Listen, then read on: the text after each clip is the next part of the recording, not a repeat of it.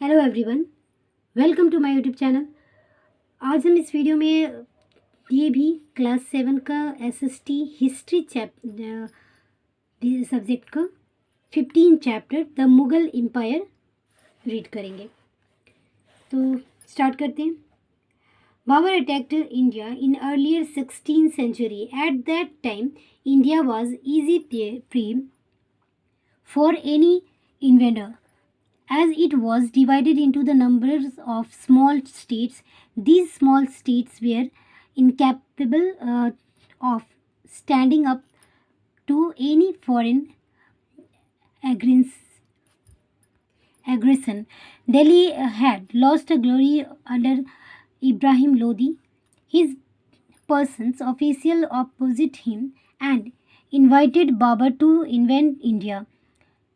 The situation in Punjab, Gujarat, Bengal, Malwa, Rajputana, Kashmir, etc. was quite bad. There was widespread lawlessness and disorder. तो क्या था कि उस time में जो था इंडिया जो है, जितना भी इंडिया का जो भी पार्ट था बहुत सारे डिफरेंट पार्ट में डिवाइडेड हो गया था। और सब सारे एम्पायर जो छोटे छोटे राज्य में बंटने के कारण क्या था कि इसका जो पावर है वो लॉस होते गया था। और क्या था, ये आपस में ही लड़ते रहते थे। तो ये सारे कंडीशन जो उस टाइम में था, तो Babur attack India in earlier century. उस टाइम में बाबर ने अटैक किया था इंडिया को 16th सेंचुरी में। और इस समय वो किस लिए किया था, क्योंकि एक तो इंडिया का जो बहुत छोटे छोटे स्मॉल स्टेट में डिवाइड हो गया था और स्मॉल स्टेट जो थे वो कैपेबल नहीं थे किसी भी फॉरेन को के साथ सामने खड़े होने के, कोई भी कैपेबल नहीं था। दिल्ली का भी जो ग्लोरी था वो लॉस्ट हो चुका था इब्राहिम लोदी के टाइम में। और इनका जो ये था, बाबर जो था इन्वेडेड इंडिया, उस समय बाबर आया इब्राहिम लोदी के टाइम में ही, जो उसको हरा के, और बाबर आया। और उस समय उस समय जो इन सारे स्टेट का जो सिचुएशन था, पंजाब, गुजरात, बंगाल, मालवा, राजपूताना और कश्मीर, ये सब बहुत अच्छा नहीं था, बहुत बुरा था। There was whispered and lawless in disorder, ये सारे जो थे, तो वहाँ पर क्या था, लॉलेसनेस और डिसऑर्डर बहुत ज़्यादा फैला हुआ था। The local ruler were unpopular among the mass. At that time, Babur led the foundation of the Mughal Empire in India. He was succeeded by his son Humayun, but it was Humayun's sons Akbar Akbar the Great, who proved that to be a real glory of Mughal Empire. Let's study about the Mughal Empire in detail. तो उस time में क्या था, local जो ruler थे वो बहुत ही unpopular हो चुके थे। तो उसमें क्या था कि उस टाइम में बाबर ने मुग़ल एम्पायर का इंडिया में फाउंडेशन किया। और उसके बाद क्या था, उसके बेटे जो हुमायूं आया, सक्सीड किया, हुमायूं ने सक्सीड किया। लेकिन क्या था, हुमायूं जो था, हुमायूं का जो बेटा था अकबर, वो ज़्यादा ग्रेट था and who proved that the real glory of Mughal empire, और उसने जो है मुग़ल एम्पायर के रियल ग्लोरी को प्रूव्ड किया। तो इस चैप्टर में हम उसी मुग़ल एम्पायर जो है जितने भी हैं, जैसे पहले आए मुग़ल एम्पायर, सबसे पहले आए बाबर, फिर उसके बाद उनका बेटा हुमायूं, फिर उसके बेटे अकबर, उसके बाद आते हैं जहांगीर, वो आते हैं। तो इस तरह से हम इस चैप्टर में जितने भी मुग़ल एम्पायर थे उसके बारे में रीड करेंगे। तो सबसे पहले Mughal empire Babur 1526 to 30 C. Zahiruddin Muhammad, commonly known as the Babur. तो बाबर का जो था रियल नेम जो था जहीरुद्दीन मोहम्मद था। was a great grandson of the Tamur and the descendant of Turkish ruler Genghis Khan, who had invaded India several times. Babur was the brave soldier and the experienced general in a skilled horse rider, shooter, and the skilled sword. After became a ruler of Kabul, he conquered Ghazni and the Samarkand. But his failure to bring Samarkand permanently under the control made him give up the ambition of expanding his empire in Central Asia. He had to head towards India. Babur was also attacked by the fabulous wealth of India. तो सबसे पहले जो जाहिरुद्दीन मोहम्मद, जिसे बाबर के नाम से जाना जाता है, टाइगर उनका जो है नेम था। तो इस तरह से वो क्या था, ग्रैंड सन था तैमूर का, और उसने descendant of Turkish ruler Genghis Khan, और उसका जो था डिसेंडेंट था। और वो क्या था, इंडिया में जो बाबर जो था वो बहुत बार उसने आक्रमण किया। बाबर जो था सबसे बहुत ही ब्रेव सोल्जर था, एक्सपीरियंस जनरल था, स्किल्ड था, फिर हॉर्स राइडर भी बहुत अच्छा था, श्योर शूटर भी था, और तलवारबाजी जो था वो भी बहुत अच्छा करता था। लेकिन उसके बाद क्या, after becoming a ruler of Kabul he conquered Ghazni and Samarkand. जब उसने काबुल पे अटैक किया तो उस समय से गजनी और समरकंद जो थे उसके कन्क्वेड में आया, लेकिन वो फेल्यूर हो गया। Failure bring the Samarkand permanently under the control made him give up the ambition and expanding his empire in Central Asia। लेकिन ये जो समरकंद के आने के बाद क्या होता है, तो बाबर ने गजनी और समरकंद को कन्क्वेट तो कर लिया, बट क्या था, समरकंद को अपने अंडर में जो टोटली अपने कंट्रोल में लेने में वे फेल्यूर हो जाते हैं, मैंने फेल हो जाते हैं। और क्या उनका जो सपना था, ambition of expanding his empire in central Asia, ये जो है वो उनका सपना टूट जाता है। He had a head towards India, और उसके बाद क्या करते हैं, वो जो है इंडिया की तरफ अपना घूम जाते हैं। Babur was also attacked by the fabulous wealth of India. तो बाबर जो था इंडिया के जो फेबुलस वेल्थ था उसके तरफ वो अट्रैक्ट होता है। Babur became the ruler Hindustan by the defeating the army of Ibrahim Lodi in the first battle of Panipat. तो बाबर जो है इब्राहिम लोदी को हरा के पहली बार हिंदुस्तान को जीतता है। तो वो लड़ाई कहाँ हुई थी, पानीपत में। तो पानीपत की पहली लड़ाई कहाँ हुई थी, पानीपत की पहली लड़ाई आपको ये बाबर और इब्राहिम लोदी के बीच हुई थी। ये सब आप याद रखेंगे कि बाबर और इब्राहिम के बीच जो है पानीपत की पहली लड़ाई हुई थी। Babar's victory ended the power of the Afghans and the boosted his economic security and influence. He distributed his wealth generously to buy the confidence of the public and the Afghan chiefs who had opposed him, in the under of whom completed control over the North India. Babur had two defeated Rajputs as well. The two sides made the Francis Battle of Khanwa, where Rana Sanga was defeated. This defeat ended the power of great warrior to Rajput. Babur was not only a great military commander but also a learned scholar. He wrote in Baburnama or Tujik-e Baburi in Turkish. It included important events related to Babur life.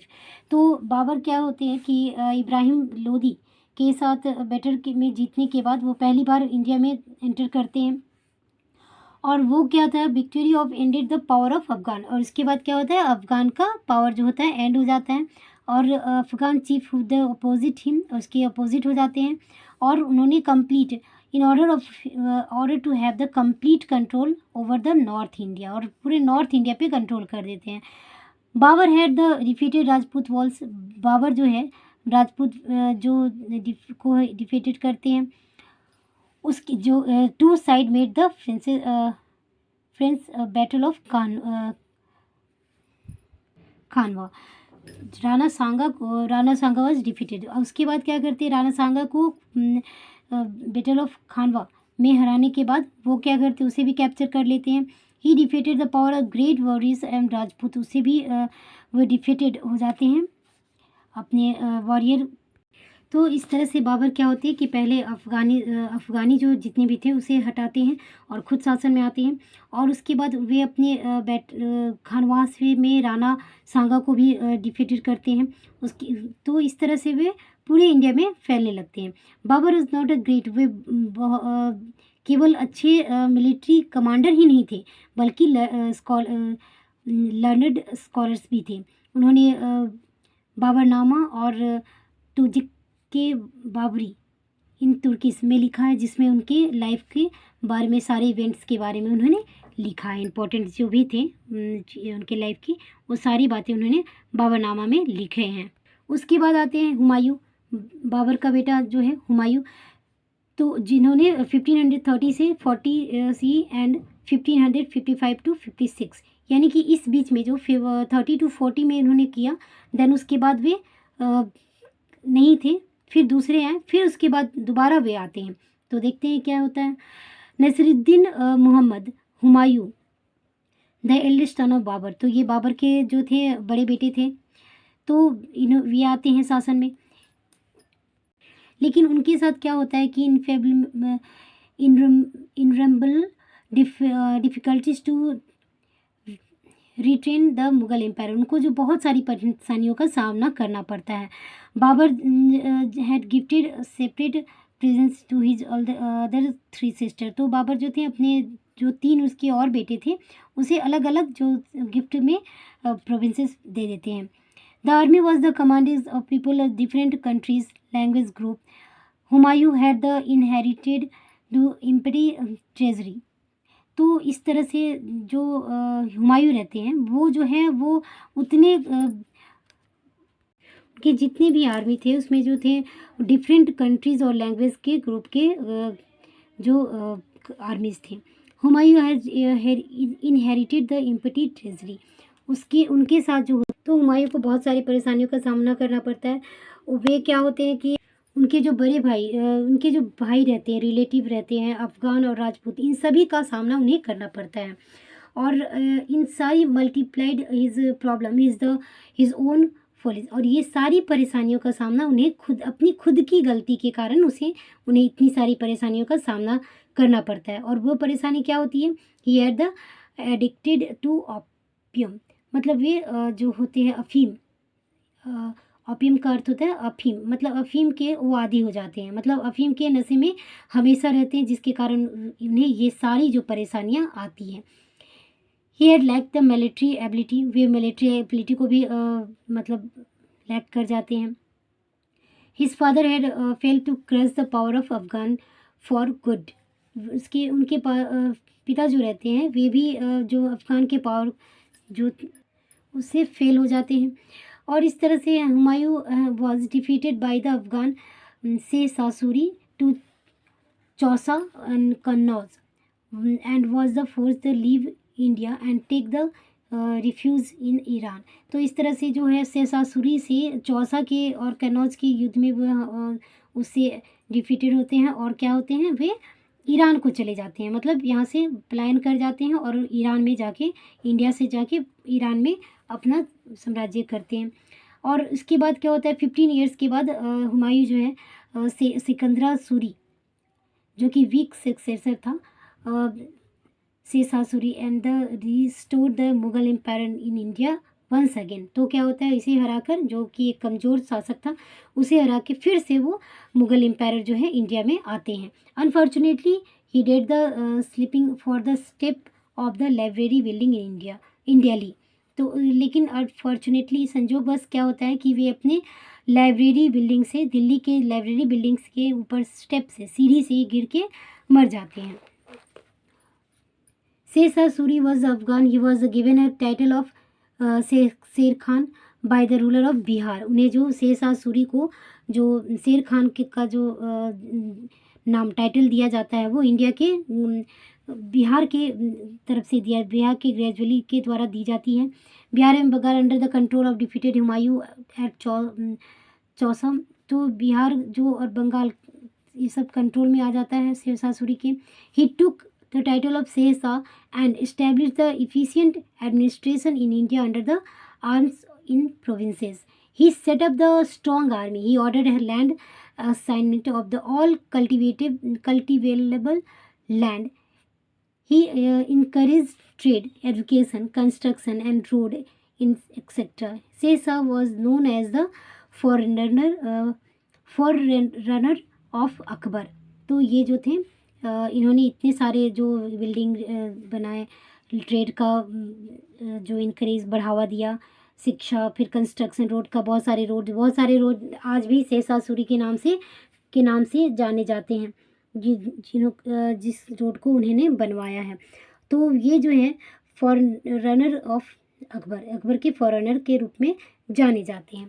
तो उसके बाद आते हैं अकबर, जो कि 1556 to 1605 तक शासन किए। जलालुद्दीन मोहम्मद अकबर का पूरा नाम क्या था? Jalaluddin Mohammad Akbar ascended the throne at the age of 14 under the guardianship of Bairam खां। जो अकबर थे वो बहुत ही कम एज 14 ईयर्स के एज में जो अपने बैरम खां के अंडर में शासन में आते हैं, राजगद्दी पे थ्रोन को संभालते हैं। He position of Mughal was not very strong in India. उस समय जो मुगल का जो था वो स्ट्रॉन्ग नहीं था, मुगल साम्राज्य का स्ट्रॉन्ग पावर नहीं था। Hemu Vikramaditya and had defeated the Mughal and the captured Agra in Delhi in the second battle of Panipat. Second Panipat का बैटल जो किसके बीच हुआ था? तो विक्रमादित्य और हेमू के बीच। तो मुगल हेमू और विक्रमादित्य का मुगल के साथ हुआ था, और उन्होंने क्या, Mughal and captured Agra and Delhi, ये लोग कैप्चर कर लेते हैं। Mughal under the leadership of Bairam Khan defeated Hemu in 1556 C. उसके बाद क्या होता है कि जो बैरम खां जो है डिफीटेड हेमू इन हेमू को हराते हैं 1556 में। तो उसके बाद क्या होता है कि वे Delhi were taken back and the capital was set up at Agra. तो उन्होंने कैपिटल को क्या कर दिया? आगरा में बदल दिया। This made Bairam Khan enjoy the position of respect and power. तो इससे क्या होता है कि बैरम खां का पोजीशन और पावर रिस्पेक्टफुल पावर हो जाता है। But slowly differences development between the Akbar and Bairam Khan. In 1560 Bairam Khan was forced to go on a pilgrimage to Mecca but was assistant by the way. तो इसके बाद क्या होता है कि बैरम खां तो बहुत अच्छे पोजीशन में आ जाते हैं, लेकिन जो आपसी मतभेद होता है, आपसी जो डिफरेंस हो जाता है, और ये जो डिफरेंस होता है वो बढ़ता जाता है किसके बीच? अकबर और बैरम खां के बीच, जो कि बहुत अच्छे ग्रांडशिप में रहते हैं, लेकिन फिर भी उनके बीच एक बार ऐसा हो सिचुएशन आता है कि दोनों के बीच बहुत ही ऐसी बात हो जाए, डिफरेंस बढ़ जाता है, डेवलपमेंट बढ़ जाता है। तो उससे क्या होता है कि बैरम खां को फोर्स करके इन 1560 में बैरम खां को फोर्स करके उन्हें मक्का भेजा जाता है, पिलग्रिमेज टू मक्का के लिए भेजा जाता है, लेकिन उन्हें रास्ते में ही मार दिया जाता है। Under Akbar the Mughal empire stage from Kashmir in the north Godavari river in the south and from the Afghanistan in the west of Bengal in the east.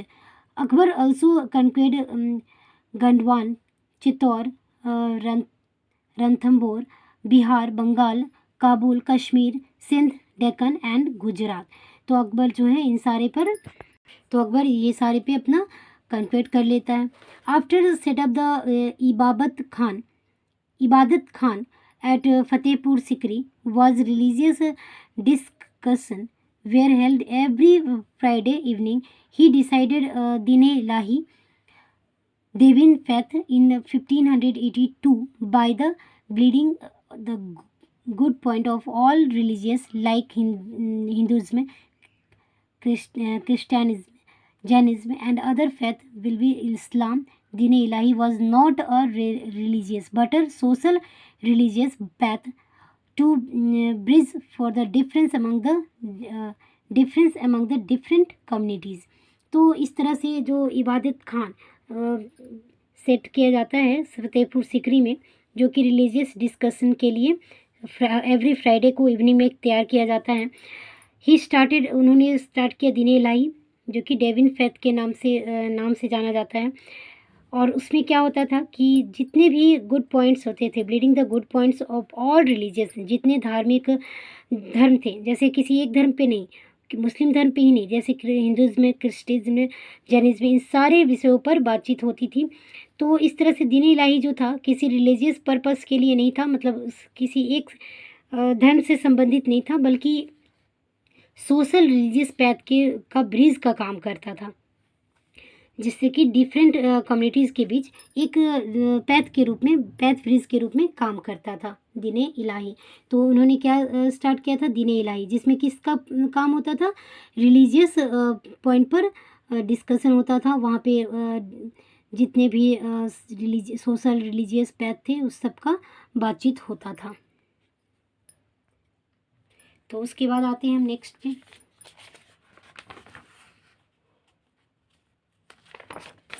Next आता है इन 1605 Akbar passed away, he was buried at the Secunderabad 6 mile from Agra.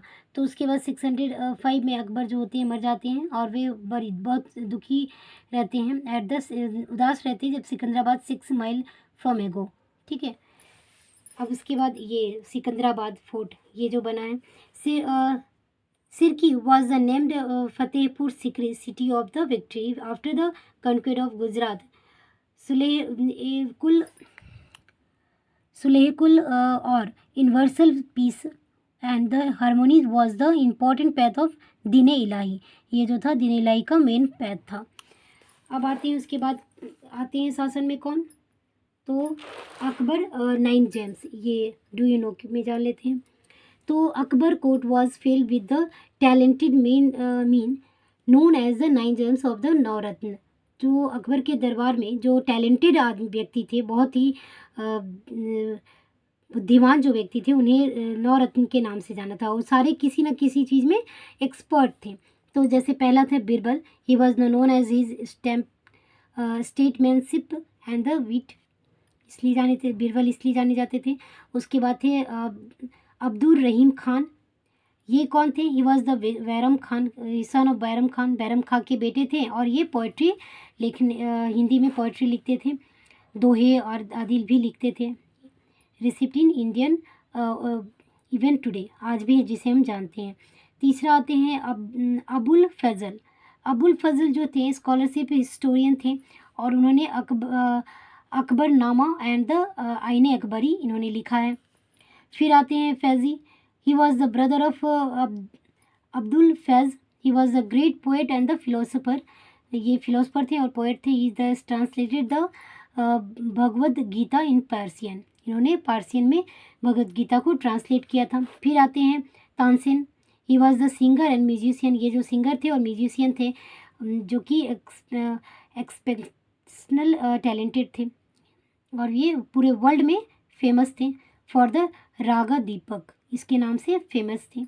छठे आते हैं number 6 है Raja Todarmal, he was the efficient administrator, ये बहुत अच्छे administrator रहते हैं, सलाहकार जिसे कहते हैं, किसी भी विषय पे बहुत अच्छे से सलाह देते थे।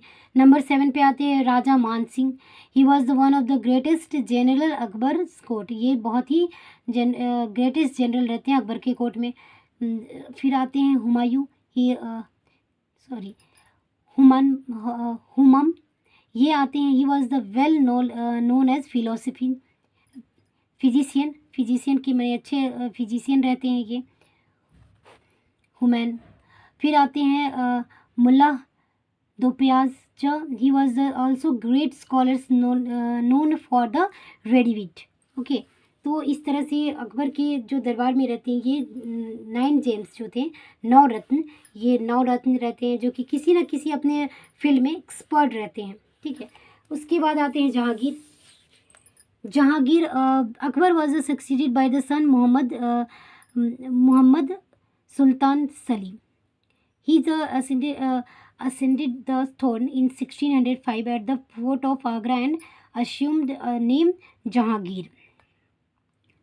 तो अकबर का जो बेटा रहता है वो मोहम्मद सुल्तान सलीम रहता है, जो कि शासन में आता है। फिर उसके बाद क्या होता है कि वो आगरा में अस्यूम्ड करता है, और Jahangir was the title of the Nuruddin. Okay, Akbar always the addressed him as the Shaikhu Baba. Okay, in 1606 Jahangir sons princes Khusrau escaped from Agra. Jahangir followed the defeated and his the battle of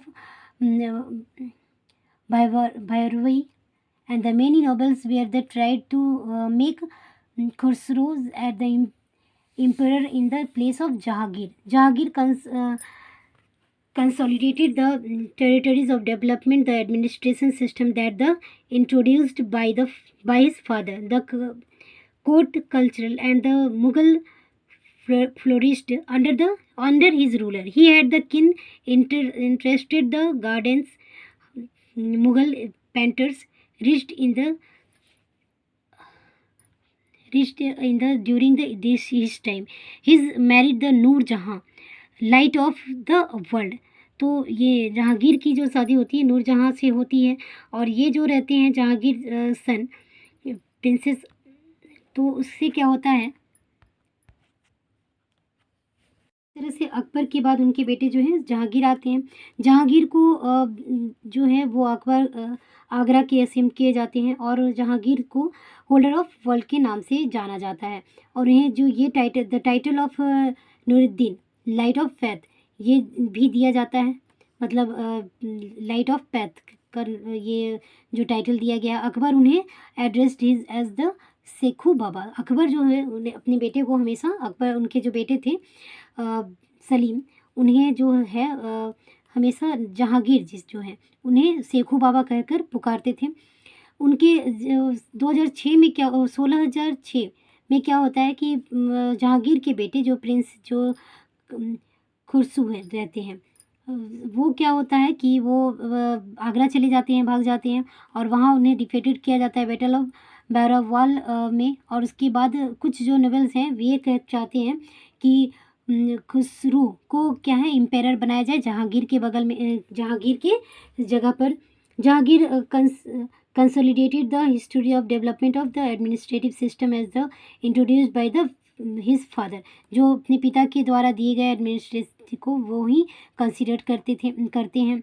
the court of cultural Mughals flourished under his ruler. He had the king interested the garden, इनके जो थे interested garden, Mughal painting, ये सारे जो हैं एक अपने आप में बहुत ही सराहनीय थे, और उस टाइम के जो है बहुत ही प्रसिद्ध थे, ये कह सकते हैं। ही मैरिड द नूर जहाँ, वो एक जो है आपको जहांगीर जो है वो जहांगीर को क्या किसके नाम से जाना जाता था, light of faith.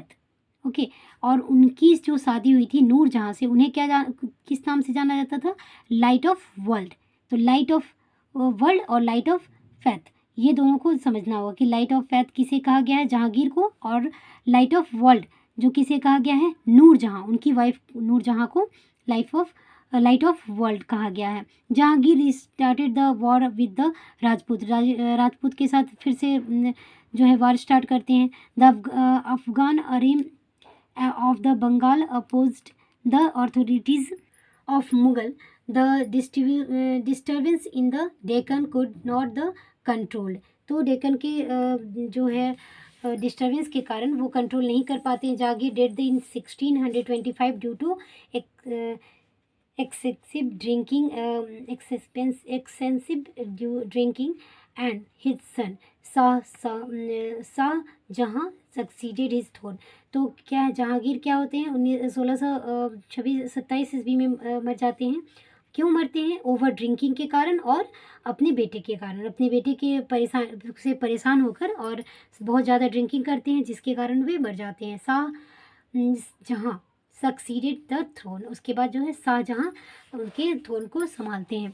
Jahangir was the able the conquer the fort of Kangra where even Akbar had not succeeded. तो ये जो है वहाँ कनक्यूर करते हैं कंगरा को, जिसे कि अकबर नहीं कर पाए थे। Do you no Jahangir was famous for his justice. He set up the chain of justice with 60 bell attached to it. It was the made of pure gold. One end was the attack of the fort Agra, and the other of stone found on the bank of river Yamuna. Only one who wanted the justice could pull the chain and drew the attendance of the emperor. Jahangir also issued 12 ordinances for the better governance of the countries. तो इस तरह से जहांगीर जो है famous होते हैं, अपने justice के कारण फेमस रहते हैं। और वो सेट क्या किए थे, चैन ऑफ जस्टिस को सेट किए थे विथ 60 बेल अटैच्ड, जिसमें कि 60 बेल अटैच्ड थे, जो कि प्योर गोल्ड से बना हुआ था, जो कि one of attached in fort of Agra and other is stone column on the bank of river Yamuna. ये दो जगह पे लगा हुआ था। और any one who wanted the justice who pull the chain, जिसको भी यदि न्याय चाहिए था तो उनके जहांगीर के न्याय दरबार में, तो क्या करना था, उसे पिलकर चेन को खींचना था। और drew the attendance of the empire को अपना अटेंडेंस देना था। Jahangir also the issue 12 ordinance of the better governor of the countries. ठीक है, तो नेक्स्ट आते हैं Shahjahan. Khurram the third son of Jahangir took the title of Shahjahan. तो शाहजहाँ किसका नाम था, जहांगीर के थर्ड नंबर जो बेटे थे उनका नाम था खुर्रम, जिसका टाइटल था Shahjahan. His mother was the daughter of Uday Singh. Uday Singh is the ruler of Jodhpur, Jodhpur के वो राजा थे। Shahjahan had the face the rebellion of the Jujhar Singh in the Bundela chief of the Jahan Lodi and the Afghan chief under the Shah Jahan. The Deccan policy of Mughal entered the new phase. He annexed Ahmednagar and the Daulatabad. He forced the ruler of Bijapur and the Golconda the concept of supremacy. In the 1636, Shah Jahan retired to the Agra and appointed the Aurangzeb as the governor of Deccan. तो इसके बाद जो है, पहले शाहजहाँ रहते थे और 1636 के बाद क्या होता है कि शाहजहाँ अपने रिटायर जब होते हैं तो अपना आगरा को अपॉइंट कर देते हैं औरंगजेब को गवर्नर, डेक्कन गवर्नर के रूप में। ठीक है, उसके बाद आते हैं The Mughal Empire reached the greatest prosperity during the reign of the Shah Jahan. His minister was the efficient and able. He was the orthodox Muslim, but was the fear of non-Muslim. He interested the magnificence the court. He peacock throne, the Taj Mahal at the Agra. He read fort of the Jama Masjid in Delhi, and the numerous other works at the architecture testify his wealth as well as the ethic sense. He known as the engineer's king. He was the excellent calligraphist. He gave patrons to the scholars, artisan and the craftsmen, poetry, music, painting, dance, astronomy, mathematics and the medicine flourished under this intelligent emperor. तो क्या होता है कि Mughal empire जो है बहुत ही great prosperity तक पहुंच जाता है, कब, शाहजहाँ के शासनकाल में। ठीक है, हिज मिनिस्टर, उसके मिनिस्टर जो रहते हैं एफिशिएंट और एबल रहते हैं, और वो जो है वो केवल मुस्लिम को ही नहीं बल्कि नॉन मुस्लिम को भी के साथ भी फेयर मतलब सही न्याय लेते थे। और he increase the magnificence of the court, और वे जो थे इंक्रीज कोर्ट का भी जो थे देख रेख को बढ़ाए थे उन्होंने। वे जो है पिकॉक थ्रोन जो Taj Mahal at Taj Mahal at the Agra में बैठते थे। जो उनका गद्दी बना हुआ था वो पीकॉक का बना हुआ था। और रेड फोर्ट, जामा मस्जिद, new Delhi and the news numerous other the works the architecture, ये सारा कुछ जो है बहुत ही अच्छे तरह से उस समय ग्रेटेस्ट प्रॉस्पेरिटी के रूप में बढ़ा हुआ था। He known as the engineer king, वे जो थे इंजीनियर किंग के रूप में जाने जाते थे।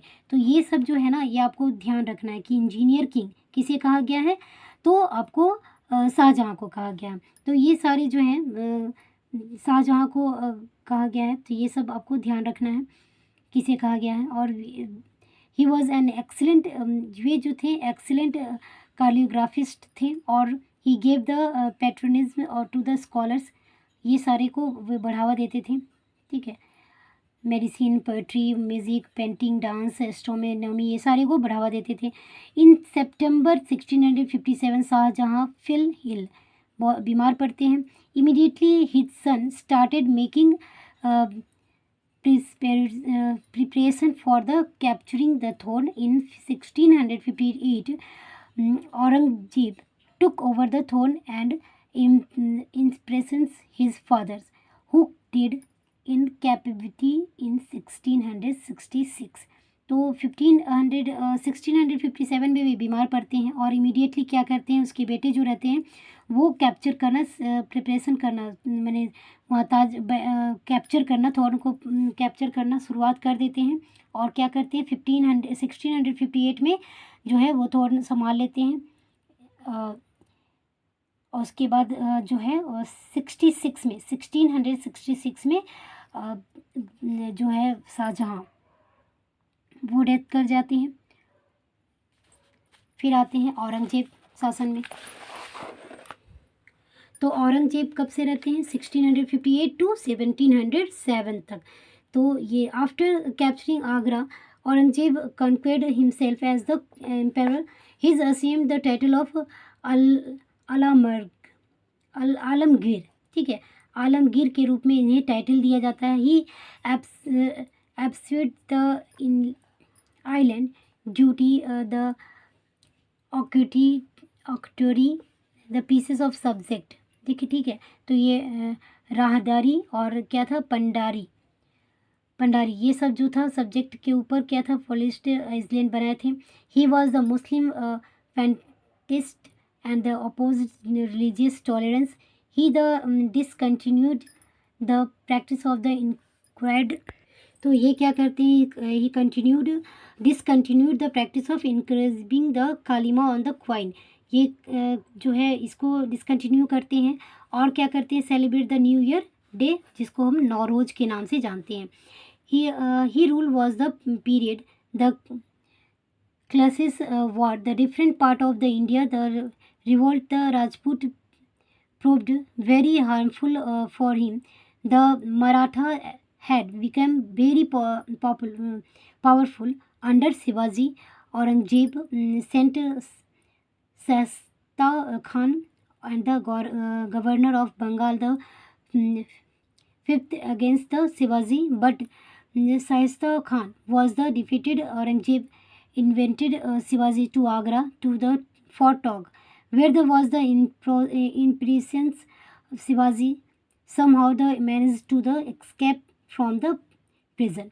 तो क्या होता है इसके बाद कि, तो इसके बाद वे डिफरेंट पार्ट में, इंडिया के डिफरेंट पार्ट में अपने शासनकाल में अपना वॉर करते हैं। और रिवॉल्ट में राजपूत प्रोवेट वेरी हार्मफुल होते हैं और वे मराठा बिकेम वेरी पावरफुल, और मराठा जो होते हैं वेरी पॉपुलर हो जाते हैं, जिसमें शिवाजी का नाम आता है। औरंगजेब जो सेंट शाइस्ता खान, और उसको शाइस्ता खान के पास भेजते थे। Aurangzeb became the fifth against Shivaji, but the Shaista Khan was defeated, वो डिफीटेड हो जाता है, शाइस्ता खान डिफीटेड हो जाता है। और औरंगजेब जो इनवाइट करता है शिवाजी को आगरा की में बात करने के लिए, where he was the impressed Shivaji so the manage to the escape from the prison. और वो मैनेज करने के लिए कि यहाँ का जो कैद जो है उसे सब कुछ मैनेज करने के लिए, स्केप करने के लिए वो बुलाता है बात करने के लिए। The Maratha the Jats and the Sikh never allowed the Aurangzeb to the rest the prize. He killed Guru Tegh Bahadur whose son Gobind Singh thought the Mughal till Aurangzeb death in 1707। Maratha और जो है और जाट और सिख, ये जो है औरंगजेब को रेस्ट ऑफ पीस, हमेशा शांति का ये देते हैं। औरंगजेब इन्हें कभी नहीं मतलब शांति का उपदेश देते हैं। और वे क्या करते हैं, उन्होंने तेग बहादुर को मारा और उसके सन जो गुरु गोविंद है सिंह है, उससे भी लड़ाई की। और Mughal till the Aurangzeb death, उसके बाद जो है औरंगजेब जो कब डेथ करते हैं 1707 में। Aurangzeb conquered Bijapur and the Golconda in Deccan, but due to short-sighted policies, his first emperor wanted to out of his grip. Many governors revolted against the emperor. They established themselves in the independent rulers. ठीक है, तो इस तरह से कन्क्वेट करते हैं बीजापुर और गोलकोंडा डेक्कन को। लेकिन क्या होता है, छोटी शॉर्ट साइटेड के कारण, पॉलिसी के कारण, माने दिव्य दृष्टि न होने के कारण क्या होता है कि वे he was the empire want to grip. Okay, तो बहुत सारे जो रूलर्स थे वो इसके अगेंस्ट होते हैं और एम्पायर और क्या करते हैं, इस्टेब्लिश करना चाहते हैं अपना खुद का माने आज़ाद होकर अपना रूल स्थापित करना चाहते हैं। Through Mughal empire survived till 1857। It's तो उसके बाद 1857 तक वे मुग़ल एम्पायर जो है सर्वाइव करते हैं अपना। लेकिन उसके बाद कौन आता है, east India company after 1803। The last empire Bahadur Shah Zafar to had the face the trial for the leading the mutiny of the 1857। he was the convicted by the exiled the Rangoon. ठीक है, तो इस तरह से ईस्ट इंडिया कंपनी 1803 से आती है। और उसके बाद सबसे लास्ट जो रहते हैं बहादुर शाह जफर टू, ये रहते हैं जो फेस करते हैं बहुत सारे लीडिंग मिनिटी को 1857 तक। ही was the convicted and excellent the Rangoon. ठीक है, उसके बाद गवर्नर्स अंडर मुग़ल एम्पायर। तो उस समय का एडमिनिस्ट्रेशन, उस समय का शासन व्यवस्था क्या रहती है मुग़ल एम्पायर के टाइम में, तो वो हम पढ़ते हैं। तो पहला आता है administration. Mughal manage the entire country politically the established in uniforms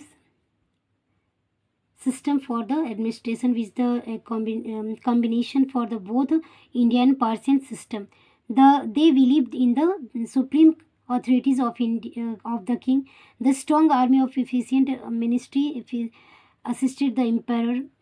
The whole empire was divided into the subhas provinces which were governed by the subedars, and the diwan was the collector land revenue. The कोटावाल located after the law ordered the city। तो Mughal empire के समय क्या था कि uniform system था और Parsi Indian Persian दोनों के लिए एक ही सिस्टम था। वे जो बिलीव करते थे सुप्रीम अथॉरिटी जो था वो किंग का ही होता था। स्ट्रॉन्ग आर्मी, इफिशिएंट मिनिस्ट्री जो था वो भी एम्पायर का बहुत अच्छा था। होल एम्पायर जो था डिवाइड किया हुआ था इंटू सूबास मतलब प्रोविंसेस में, जैसे जो सूबेदार था और दीवान था, ये जो कलेक्टर, लैंड कलेक्टर, ये सारा कुछ डिवाइड हुआ था।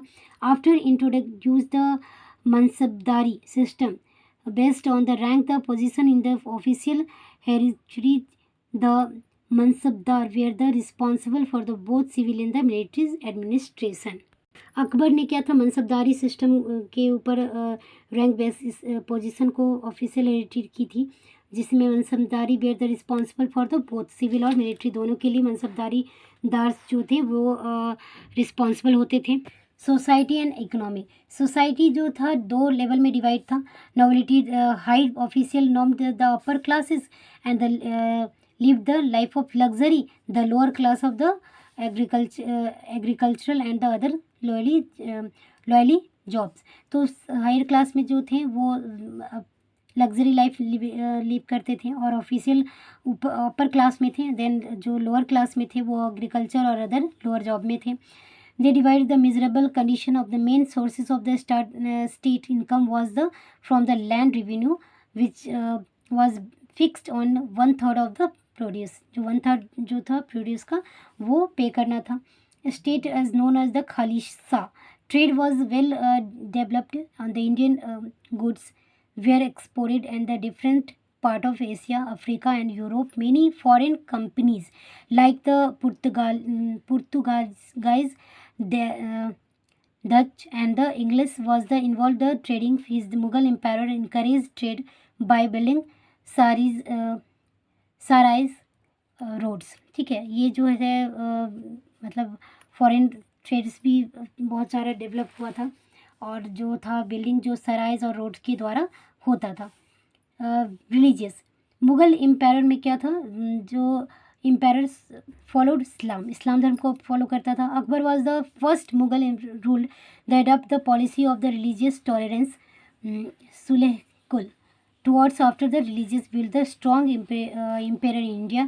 Its aims the harmony among the different religions. He set up the hall for worship, Ibadat Khan, which was upon the delivers the different religions like Jain, Hindus, Zoroastrianism, Christianism, etc. Jahangir and the Shahjahan were also tolerant towards the religion, but the Aurangzeb was staunch Muslim. He forced the Hindus to adopt Islam. He imposed jizya and on Hindus. His policy, religious tolerance, weakened and the foundation of the Mughal empire. जो थे अकबर जो थे सबसे first ruler थे जिन्होंने सारे जो religious को उसको फॉलो करने के लिए मतलब प्रेफरेंस दिया था. Religious build the strong empire जो इंडिया में थे वो थे अकबर. उन्होंने हारमोनियस के लिए सभी को अच्छे के लिए एक सेटअप तैयार किया था, जिस सेटअप हॉल जिसमें कि सभी को धर्म के लोग रहते थे. इबादत खान जिसे इबाद खान कहा गया है, जो उन्होंने हिंदूज़ जोरास्ट्रिज्म, फिर आपको जोरास्ट्रियंस, क्रिश्चियनिज्म सबको बढ़ावा दिया. लेकिन जहांगीर ने भी उसे फॉलो किया. जहांगीर बट औरंगजेब ने जो है सिर्फ मुस्लिम को बढ़ावा दिया और उन्होंने हिंदुज़्म को इस्लाम के लिए फोर्स्ड भी किया था, अडॉप्ट किया था. तो इस तरह से उस समय रिलीजियस कंडीशन भी ठीक ही ओवरऑल ठीक थी. Literature, art and architecture, all great words. The Sanskrit at Raja Tarangani, Ramayana, Mahabharata, Purans, etc. were the translated into Arabic. History became an important part of Indian written Brahma. तो उस समय संस्कृत जो था great work कर रहा था. जब राजतरंगिनी, रामायण, महाभारत, पुराण ये सारे जो है अरबिक में ट्रांसलेट हुए थे. फिर history become the important Indian written Baburnama, Akbarnama and the Ain Akbari as the main sources of information that the period.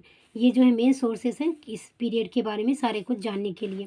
क्या था अकबरनामा और आईने अकबरी, इसमें जो सारा इन्फॉर्मेशन मिलता है. Jahangir was the scholar the Persian language. He wrote the Tuzuk Jahangiri Shahjahan patronized famous written on that time. ठीक है, तो Mughal rules was the golden period of music. Tansen was the famous jewels of the Akbar court. Poetry was the famous popular. It was the based on victory of the themes ranging for the royal court of worship. तो उस समय जो था music का बहुत ज़्यादा golden period था music के लिए, क्योंकि तानसेन उस समय के फेमस जो म्यूजिशियन हैं. फिर Mughal build the specimen of the architecture. Akbar build a famous Humayun tomb in Delhi.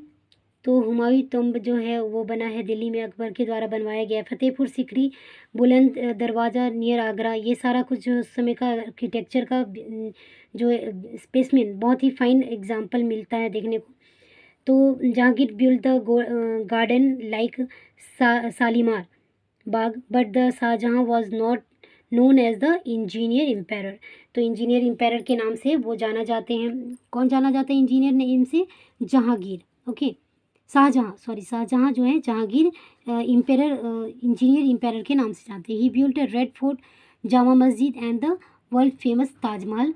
Aurangzeb did not favour fine art. जो थे शाहजहाँ ने क्या बनवाया था? रेड फोर्ट, जामा मस्जिद और ताजमहल. ये जो शाहजहाँ ने बनवाए थे, जो कि उस समय के फाइन एग्जाम्पल हैं आर्किटेक्चर के। औरंगजेब इस सब में इंटरेस्टेड नहीं था, उसे आर्ट में फेवर नहीं करता था।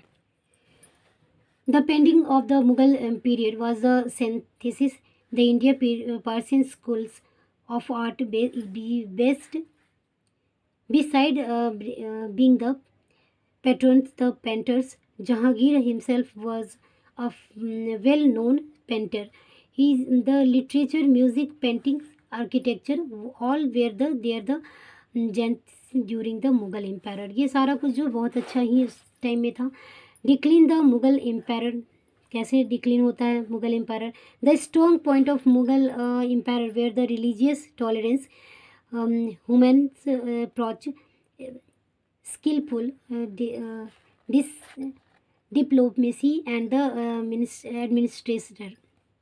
But the stagnation started once these policy were the reversed. जो है फिर से स्टार्ट हो जाता है, जो जैसे कि अकबर ने जो किया था, सबको टॉलरेंस, सारे रिलीजियस को जो था वो फॉलो किया और सबको टॉलरेंस पॉलिसी को अपनाया था। लेकिन क्या होता है बाद में ये डिसइंटीग्रेटेड स्टार्ट हो जाता है। The religious intolerance, the Aurangzeb turn the Rajputs against him who was the supported the Mughal empire, some was the condition of the Sikh and the Maratha. तो ये जो है औरंगजेब जो था मेन था, जिसने कि सपोर्टेड द मुगल एम्पायर, उसने मुगल एम्पायर को सपोर्ट किया और मुस्लिम को ही उसने बढ़ावा दिया।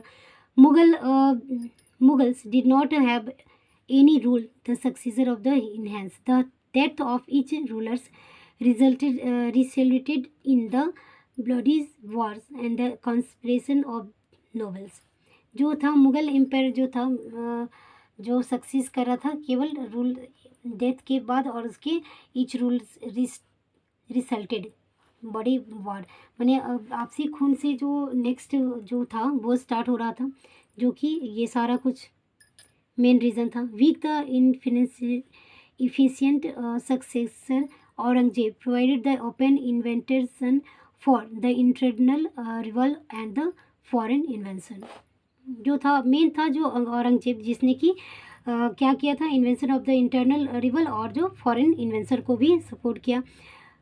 Corrupt official and the heavy burden of the land revenue resulted the revolt for the present leading on the low tax collection. Corruption official जो थे ये भी मेन पॉइंट था।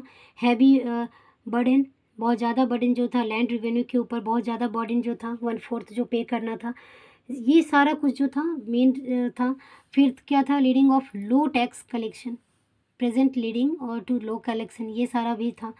The noble Mansabdar gradually became more powerful than the central authorities.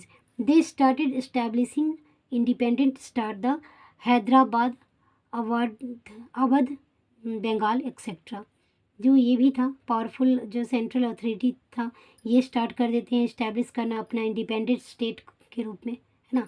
सभी independent होना चाहते हैं। The Europeans were the rising power of the world at that time, eventually gradually took over the internal administration, trade, the territories of the Mughal Empire strengthened their rule. जो था European rising, जो European का rise हो रहा था world में, और इसके कारण जो टुक ओवर हो रहा था इंटरनल एडमिनिस्ट्रेशन, ट्रेड, ये सारा जो बढ़ रहा था, जो कि मुग़ल एम्पायर के स्ट्रेंथ जो देयर रूल, ये जो स्ट्रेंथ थिन कर, जो कि कमज़ोर कर रहा था, ये भी जो था मुग़ल एम्पायर को कहीं ना कहीं कमज़ोर कर रहा था। Aurangzeb remained the Deccan for almost 20 year, which gave the opportunity the governance to the establish independent state. जो औरंगजेब था, औरंगजेब ने डेक्कन में 20 ईयर्स जो अपना रिवेंड किया, डेक्कन ऑलमोस्ट 30 ईयर जो अपना शासन किया, जिसमें क्या हुआ, अपॉर्चुनिटी गवर्नर्स जो थे स्टैब्लिश करने शुरू कर दिए अपना खुद से इंडिपेंडेंट स्टेट, जो कि ये सब मेन डिक्लेन का, मुग़ल एम्पायर के डिक्लेन का मेन कारण था। यहाँ डू नो पढ़ लेते हैं। After Aurangzeb 9 rulers come to the throne within a period of 54 years. 54 years में जो थे बहुत सारे 9 रूलर्स जो थे वो आते हैं औरंगजेब के बाद। तो इस तरह से मुग़ल एम्पायर का डिक्लाइन होता है, जिसके ये सारे पॉइंट्स हैं। डिक्लाइन का मेन रीज़न जो था ये सारा कुछ था। तो now this chapter explanation is completed. Hope so this video is useful for you. Thanks for watching this video.